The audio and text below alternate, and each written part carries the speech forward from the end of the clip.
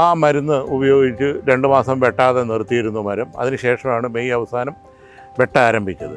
വെട്ടാരംഭിച്ച് കഴിഞ്ഞപ്പോഴത്തേക്കും എനിക്ക് ഞാൻ കണ്ട ഒരു പ്രധാനപ്പെട്ട ഒരു മാറ്റമെന്ന് പറയപ്പെടുന്നത്, സാധാരണ കാണുന്ന ഒരു കൊഴുപ്പല്ല ഇത് ഉപയോഗിച്ച് കഴിഞ്ഞിട്ട് നമുക്ക് കിട്ടുന്നൊരു കൊഴുപ്പ്.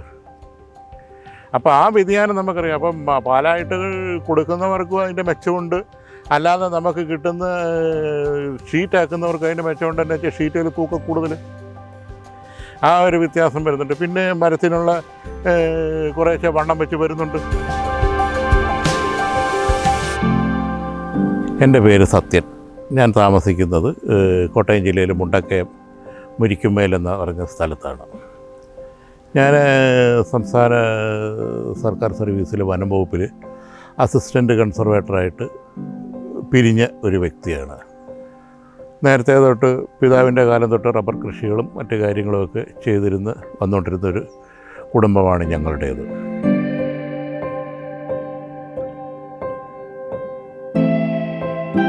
എന്നെ സംബന്ധിച്ചിടത്തോളം മെയിനായിട്ടുള്ള ഒരു കൃഷി എന്ന് പറയപ്പെടുന്ന റബ്ബറാണ്. എനിക്കിപ്പം 300-350 അടുത്ത് റബ്ബർ ഉണ്ട്. പിന്നെ തെങ്ങുണ്ട്, കവുങ്ങുണ്ട്, കൊക്കോ ഉണ്ട്, മരച്ചീനിയുണ്ട്. മറ്റങ്ങനെയുള്ള കാർഷിക ആദായങ്ങളെല്ലാം തന്നെ ഞാൻ എൻ്റെ ഈ 2.5 ഏക്കർ സ്ഥലത്തിനകത്ത് കൃഷി ചെയ്ത് വരുന്നുണ്ട്.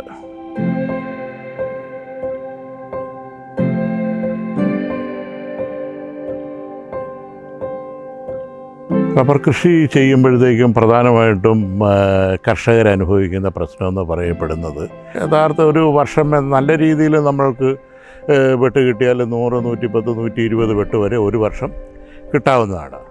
പക്ഷേ കഴിഞ്ഞ കുറേ വർഷങ്ങളായിട്ട് കാലാവസ്ഥയിലുള്ള വ്യതിയാനം കാരണം നമുക്ക് ഈ പറഞ്ഞ രീതിയിലുള്ള വെട്ടുകളുടെ എണ്ണവും അതേപോടൊപ്പം തന്നെ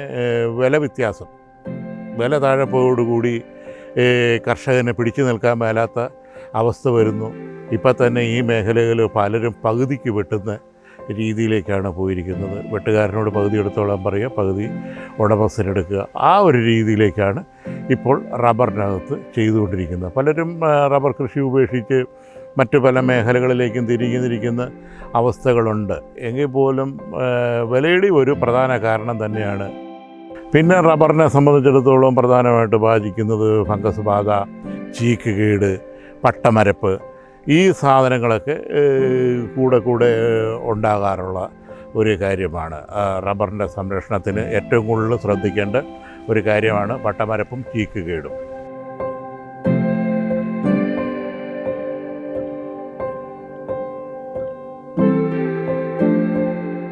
ഞാൻ സുഹൃത്തുക്കളുമായിട്ട് കാര്യങ്ങൾ സംസാരിച്ചുകൊണ്ടിരുന്ന വഴി എൻ്റെ ഒരു സുഹൃത്ത് വാസുദേവൻ, അദ്ദേഹം പോലീസ് ഡിപ്പാർട്ട്മെൻറ്റിലാണ് വർക്ക് ചെയ്യുന്നത്. അദ്ദേഹമാണ് ഈ മനക്കൽ അഗ്രോ ഫാർമയുടെ ഈ ഒരു പ്രോഡക്റ്റിനെ കുറിച്ചിട്ട് എനിക്ക് ധാരണ തന്നത്. അതിനുശേഷം ഞാനിത് ഫേസ്ബുക്കിൽ കണ്ടിരുന്നു. അതിനുശേഷം വാസുദേവൻ്റെ ഇന്ന് നമ്പർ മേടിച്ച് ഞാൻ മനക്കൽ അഗ്രോ ഫാർമയായിട്ട് ബന്ധപ്പെട്ട് ആ മരുന്ന് ഞാൻ 3 ലിറ്റർ വീതം ഒരു മരത്തിന് ചുവട്ടിൽ കലക്കി ഒഴിച്ചു. ഞാൻ ഉപയോഗിച്ച സമയമെന്ന് പറയപ്പെടുന്നത് ഏതാണ്ട് ഫെബ്രുവരിയോടുകൂടിയായിരുന്നു. ആ മരുന്ന് ഉപയോഗിച്ച് 2 മാസം വെട്ടാതെ നിർത്തിയിരുന്നു മരം. അതിനുശേഷമാണ് മെയ് അവസാനം വെട്ടാരംഭിച്ചത്. വെട്ടാരംഭിച്ച് കഴിഞ്ഞപ്പോഴത്തേക്കും എനിക്ക് ഞാൻ കണ്ട ഒരു പ്രധാനപ്പെട്ട ഒരു മാറ്റമെന്ന് പറയപ്പെടുന്നത്, ഈ വേനൽക്കാലത്ത് റബ്ബറിൻ്റെ ഇല മുഴുവൻ കൊഴിഞ്ഞ് പുതിയ തളിരുകൾ വരേണ്ടതാണ്. പക്ഷേ ഈ മരുന്ന് ഒഴിച്ചതിന് ശേഷം എൻ്റെ തോട്ടത്തിൽ ഒരില പോലും കൊഴിഞ്ഞിട്ടില്ലായിരുന്നു റബ്ബറിൽ നിന്നും. പക്ഷേ സമീപത്തുള്ളവരുടെയൊക്കെ റബ്ബറിൻ്റെ ഇല കൊഴിയുകയും തളിരില വരികയും ചെയ്തു. കാരണം എന്താണെന്ന് വെച്ച് കഴിഞ്ഞാൽ അവരാരും ഈ മരുന്ന് ഉപയോഗിച്ചിട്ടില്ലായിരുന്നു. ഈ മരുന്ന് ഉപയോഗിച്ചത് കൊണ്ട് മാത്രമാണ് എൻ്റെ പറമ്പിൽ റബ്ബറിൻ്റെ ഇല കൊഴിയാതിരുന്നെന്നുള്ളത് എനിക്ക് വളരെ ബോധ്യം വന്നിട്ടുള്ളൊരു കാര്യമാണത്. അതിനുശേഷം ഞാൻ വെട്ട് ആരംഭിച്ച് കഴിഞ്ഞപ്പോഴത്തേക്കും സാധാരണ രീതിയിൽ കിട്ടുന്ന അളവ് തന്നെ കിട്ടുന്നുണ്ടെന്നുണ്ടെങ്കിലും ഷീറ്റിൻ്റെ എണ്ണമല്ല, പക്ഷേ അതിൻ്റെ DRC വളരെ കൂടുതലാണ്. ഇപ്പം ഷീറ്റ് ഉണക്കിയെടുക്കുന്നവർക്ക് തൂക്കം അതനുസരിച്ച് കിട്ടും. അതല്ലാതെ പാലായിട്ട് DRC നോക്കി കൊടുക്കുന്നവർക്ക് അതിൻ്റേതായ വ്യത്യാസം DRCയിൽ വളരെ കൂടുതൽ കിട്ടും. അപ്പോൾ അതനുസരിച്ച് അവരുടെ ഉൽപ്പന്നത്തിൻ്റെ വില കിട്ടും.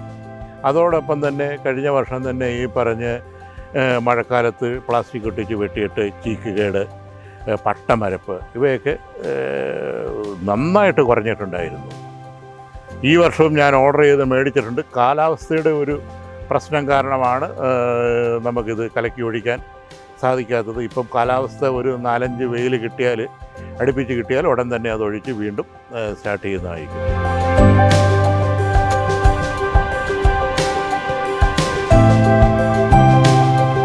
ഷീറ്റാക്കാതെ പാലാക്കി കൊടുക്കുന്ന കമ്പനികൾക്ക്, റബ്ബർ കമ്പനികൾ നേരിട്ട് പാലാക്കി എടുക്കുന്നുണ്ട്. അതവർ വീപ്പ കൊണ്ടുവയ്ക്കും. വീപ്പ കൊണ്ടുവച്ചിട്ട് നമ്മളത് അവർ തന്നെ വന്ന് കൃത്യമായിട്ട് എടുത്തോളും. അതിൻ്റെ DRC നോക്കുമ്പോൾ നമുക്ക് വേണമെന്നുണ്ടെന്നുണ്ടെങ്കിൽ സാമ്പിൾ എടുത്തിട്ട് DRC വേണേൽ കൊണ്ടുപോയി പരിശോധിക്കാം, അല്ലെങ്കിൽ കമ്പനിക്കാർ പരിശോധിക്കും. അപ്പോൾ ഇത് ഏകദേശം നമുക്കിത് കാണുമ്പോൾ തന്നെ, ഈ പാല് കാണുമ്പോൾ തന്നെ നമുക്കറിയാം ഇതിനകത്ത് DRC കൂടുതലുണ്ടെന്ന്. സാധാരണ കിട്ടുന്ന കാണുന്ന ഒരു കൊഴുപ്പല്ല ഇത് ഉപയോഗിച്ച് കഴിഞ്ഞിട്ട് നമുക്ക് കിട്ടുന്നൊരു കൊഴുപ്പ്. അപ്പോൾ ആ വ്യതിയാനം നമുക്കറിയാം. അപ്പം പാലായിട്ട് കൊടുക്കുന്നവർക്കും അതിൻ്റെ മെച്ചമുണ്ട്, അല്ലാതെ നമുക്ക് കിട്ടുന്ന ഷീറ്റാക്കുന്നവർക്ക് അതിൻ്റെ മെച്ചമുണ്ട്. എന്ന് വെച്ചാൽ ഷീറ്റിൽ തൂക്കം കൂടുതൽ, ആ ഒരു വ്യത്യാസം വരുന്നുണ്ട്. പിന്നെ മരത്തിനുള്ള കുറേശ്ശെ വണ്ണം വെച്ച് വരുന്നുണ്ട്. അങ്ങനെയൊക്കെ ഉള്ളതെന്ന് വെച്ചാൽ പൊതുവേ നല്ലൊരു പ്രോഡക്റ്റ് എന്ന് തന്നെയാണ് എനിക്ക് ഇതിനകത്ത് അഭിപ്രായം പറയാനായിട്ടുള്ളത്. എന്നാ വെച്ചാൽ വർഷത്തിൽ 2 പ്രാവശ്യം നമ്മൾ റബ്ബറിന് വേണ്ടിയിട്ട് നമ്മൾ രാസവളങ്ങൾ ഉപയോഗിച്ചിട്ടുണ്ട്. പക്ഷേ ലാസ്റ്റ് ടൈമിൽ ഞാൻ ഉപയോഗിച്ചിരുന്നില്ല. കഴിഞ്ഞ വർഷം ഇത് ഉപയോഗിച്ചിട്ട് ഞാൻ ഉപയോഗിച്ചിരുന്നില്ല. ഉപയോഗിക്കാതെ തന്നെയാണ് എനിക്ക് ഈ ഗുണം കിട്ടിയിരിക്കുന്നത്.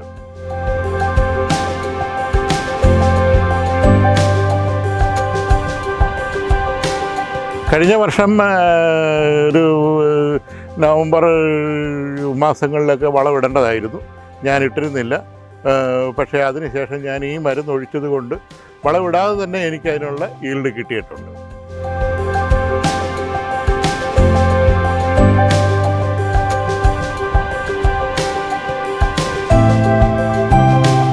ഇവിടെ നമ്മൾ ഉപയോഗിക്കുന്ന 18 50 കിലോ ചാക്കിന്.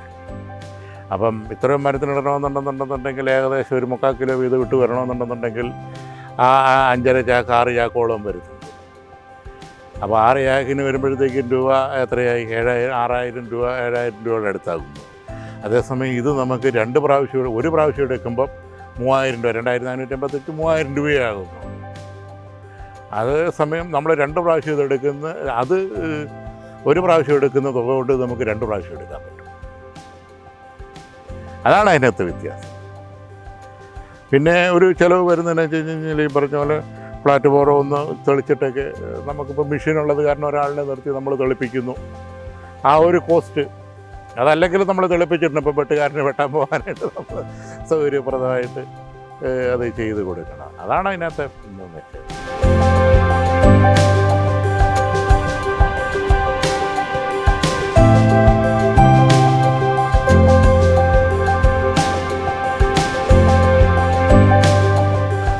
എല്ലാവരും തന്നെ ആദ്യം ഇതൊന്ന് മേടിച്ച് പരീക്ഷിക്കുക. ഇപ്പം എൻ്റെ ഒരു അഭിപ്രായമായിരിക്കണമെന്നില്ല മറ്റൊരാൾക്ക്. പക്ഷേ എങ്കിൽ പോലും എൻ്റെ അനുഭവത്തിൽ ഞാൻ പറയുന്നു, നിങ്ങൾക്കിത് ധൈര്യമായിട്ട് ഉപയോഗിക്കാം.